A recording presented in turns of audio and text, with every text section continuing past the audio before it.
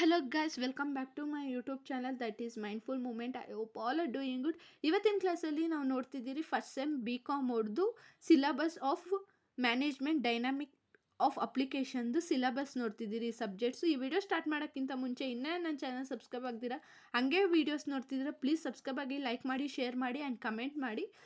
ಬನ್ನಿ ನೋಡೋಣ. First chapter ಅಂದರೆ ಫಸ್ಟ್ ಮಾಡ್ಯೂಲ್, ಅದರಲ್ಲಿ ಬಂದು ಇಂಟ್ರಡಕ್ಷನ್ ಟು ಮ್ಯಾನೇಜ್ಮೆಂಟ್ ಇರುತ್ತೆ. ಮ್ಯಾನೇಜ್ಮೆಂಟ್ ಕೆಳಗಡೆ ಬರೋ ಟಾಪಿಕ್ಸ್ ಇವೆಲ್ಲ ಅಂದರೆ introduction, meaning, definition, evaluation, thoughts ಬಂದು ಟಾಪಿಕ್ಸ್ ಆಗಿರುತ್ತೆ ಮ್ಯಾನೇಜ್ಮೆಂಟ್ ಕೆಳಗಡೆ, ಇಂಟ್ರಡಕ್ಷನ್ ಟು ಮ್ಯಾನೇಜ್ಮೆಂಟು.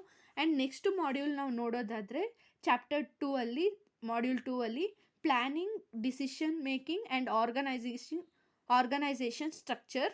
ಇದರಲ್ಲಿ ಬಂದು ಪ್ಲ್ಯಾನಿಂಗಲ್ಲಿ same meaning, definition, features, importance, steps, process, types of plan, advantages, disadvantages, MBO, MBE ಅನ್ನೋದೆಲ್ಲ ಇರುತ್ತೆ.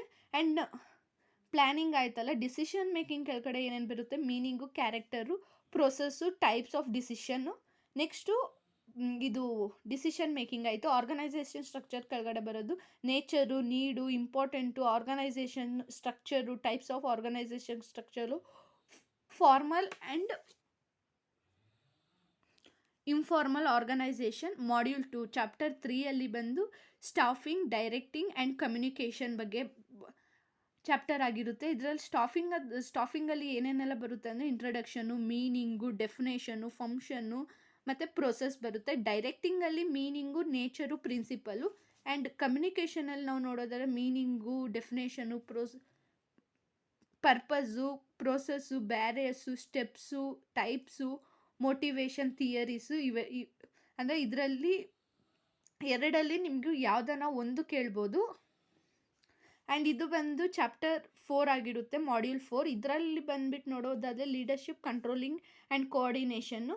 ಇದರಲ್ಲಿ ಅಂದರೆ ಲೀಡರ್ಶಿಪ್ಪಲ್ಲಿ ನಾವು ನೋಡೋದಾದರೆ ಮೀನಿಂಗು, ಕ್ಯಾರೆಕ್ಟರು, ಸ್ಟೈಲ್ಸ್ ಇದಾವೆ ಒಂದಷ್ಟು ಲೀಡರ್ಶಿಪ್ ಸ್ಟೈಲ್ಸು, ಮತ್ತು ಆಟೋಕ್ರೆಟಿಕ್ ಸ್ಟೈಲ್ಸು. ಅದಾದರೆ ನೆಕ್ಸ್ಟ್ ಕೋಆರ್ಡಿನೇಷನಲ್ಲಿ ಬಂದು ಮೀನಿಂಗು, ಇಂಪಾರ್ಟೆನ್ಸು, ಪ್ರಿನ್ಸಿಪಲ್ಸು ಮತ್ತು ಸ್ಟೆಪ್ಸ್ ಇರುತ್ತೆ ಕೋಆರ್ಡಿನೇಷನಲ್ಲಿ.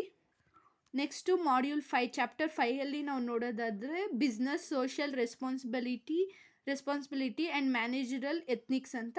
ಇದರಲ್ಲಿ ಬಂದು ಬಿಸ್ನೆಸ್ ಸೋಷಿಯಲ್ ರೆಸ್ಪಾನ್ಸಿಬಿಲಿಟಿಯಲ್ಲಿ ಮೀನಿಂಗು, ನೀಡ್ಸು, ಎಥಿಕ್ಸಲ್ಲಿ ಮೀನಿಂಗು, ಇಂಪಾರ್ಟೆನ್ಸು, ಎಥಿಕ್ಸು ಮತ್ತು ಫ್ಯಾಕ್ಟರ್ಸು ಮತ್ತು ಡಿಟರ್ಮೈನಿಂಗ್ ಎಥ್ನಿಕಲ್ಲು, ಅನ್ಎಥ್ನಿಕಲ್ ಬಿಹೇವಿಯರ್ ಇದೆಲ್ಲ ಬಂದು ಸಿಲಬಸ್ ಆಗಿರುತ್ತೆ. ಯಾವುದು ಅಂದರೆ ಮ್ಯಾನೇಜ್ಮೆಂಟ್ ಡೈನಾಮಿಕ್ ಆಫ್ ಅಪ್ಲಿಕೇಶನಲ್ಲಿ 5 ಚಾಪ್ಟರ್ಸ್ ಇದೆ, 5 ಮಾಡ್ಯೂಲ್ಸ್ ಇದೆ.